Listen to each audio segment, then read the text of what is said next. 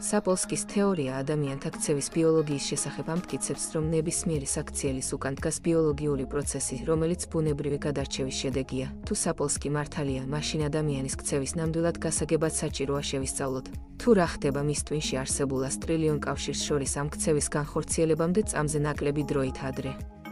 საჭიროა იმისი გათვალისწინებაც, თუ რა ხდებოდა 5 მილიონი წლის წინ, როდესაც ადამიანებსა და შიმპანზეებს უკანასკნელი საერთო წინაპარი ყავდათ და ყველაფერი, რაც მათ შორის ხდება, მაგალითად, როდესაც ვუყურებ, როგორ აკეთებს ვინმე არაჩვეულებრივსა და ავთენტურს, ანდაც სასტიკსა და ველურს.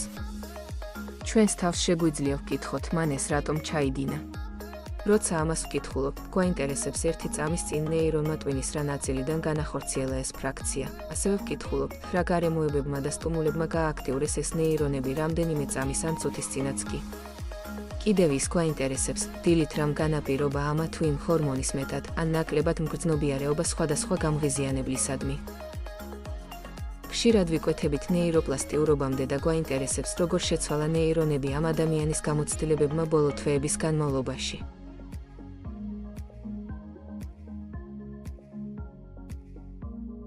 შემდეგ აღმოჩნდებით ზრდასრულობასა და ბავშვობაში, შემდეგ კი მის მუცლადყოფამდეც მივალთ, რასაც დიდი გავლენა აქვს იმაზე, თუ რა ტიპის ტვინი გვექნება ზრდასრულობაში.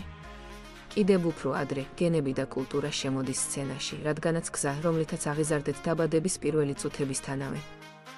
უკავშირდება კულტურას, რომლითაც თქვენი წინაპრები აღიზრდებოდნენ საუკუნეების წინათ. სულ უფრო უკან ვკითხულობთ, თუ რატომ ვიყავით ამ სახეობის ნაწილი და არა რომელიმე სხვისი. თუ თქვენ ენდობით საპოლსკის თეორიას ბიჰევიორული ბიოლოგიის შესახებ, ამ მომენტში შესაძლოა მიხვდეთ, რომ რაღაცეები ბევრად კომპლექსურია. შეიძლება მარტივად თქვათ, მან ჩაიდინა და მან უპასუხა B და დაკმაყოფილდეთ ამ სამყაროს შესახებ აღმოჩენების გაკეთებისას, თუმცა იგი არ იქნება საკმარისი განმარტება. საპოლსკი ნიუ-იორკში დაიბადა და მთელი თავისი ახალგაზრდობა კითხვასა და წარმოდგენებში გაატარა იმის შესახებ, როგორი იქნებოდა გორილებთან ცხოვრება. 12 წლის რომ იყო პრიმატოლოგებს ფანის წერილებსაც წერდა და დამამთავრებელ კლასებში სუაჰილიც შეისწავლა. შემდეგ 25 წელი გაატარა ბაბუინების ერთი და იმავე ჯიშის დაკვირვებაში. აფრიკაში ყოველ ზაფხულს. ამის შემდეგ შეისწავლა და ასწავლიდა ქცევით ბიოლოგიას სტენფორდის უნივერსიტეტში.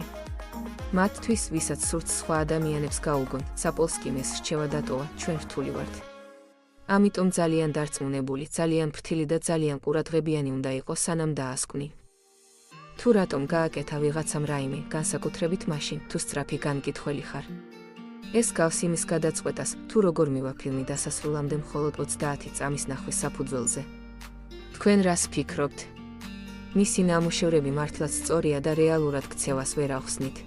სანამ ყველა წინაპირობას არ განვიხილავთ, თუ არსებობს რაიმე როგორც სულია და იგი გადაწყვეტილებებს იმის მიუხედავადაც იღებს, თუ რა ხდება ჩვენს ორგანიზმში. ვიდეოს ტექსტი თარგმნა ლიზი მეჟდოიანმა და განხმოვანებულია Microsoft-ის ამეტყველებლის მიერ.